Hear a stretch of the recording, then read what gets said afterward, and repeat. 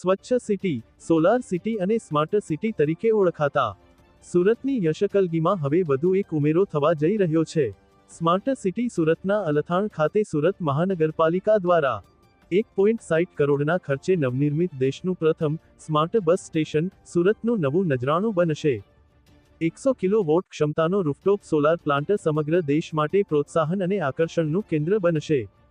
દેશ સહિત રાજ્યભરમાં ગ્રીન એનર્જી અને સસ્ટેનેબલ ઇન્ફ્રાસ્ટ્રક્ચરની દિશામાં ઉત્તરોત્તર પ્રગતિ થઈ રહી છે.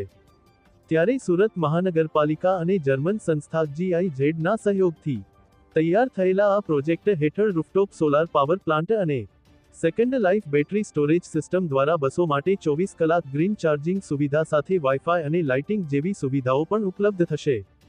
આ વિશે વધુ વિગત આપતા લાઇટ એન્ડ એનર્જી એફિસેસિસ સેલના કાર્યપાલક ઇજનેર શ્રી પ્રકાશભાઈ પંડ્યાએ જણાવ્યું હતું કે સુરતના અલથાણ વિસ્તારમાં તૈયાર કરાયેલા દેશનું પ્રથમ સૌર ઉર્જા આધારિત ઇલેક્ટ્રિક બસ ડેપો ખાતે 100 કિલોવોટ ક્ષમતા ધરાવતા રૂફટોપ સોલાર પાવર પ્લાન્ટ અને પ્રતિ કલાકે 224 કિલોવોટ ક્ષમતા ધરાવતી બેટરી એનર્જી સ્ટોરેજ સિસ્ટમ બેસ સ્થાપિત કરવામાં આવી છે. બિલમાં બચત શક્ય બનશે અને આ અર્થતંત્ર યુક્ત ગ્રીન ટેકનોલોજી માત્ર સુરત માટે નહીં, પરંતુ શહેરી પરિવહન માટે એક ટકાઉ વિકલ્પ રૂપે લાભદાયક સાબિત થશે. Bureau report, Surat.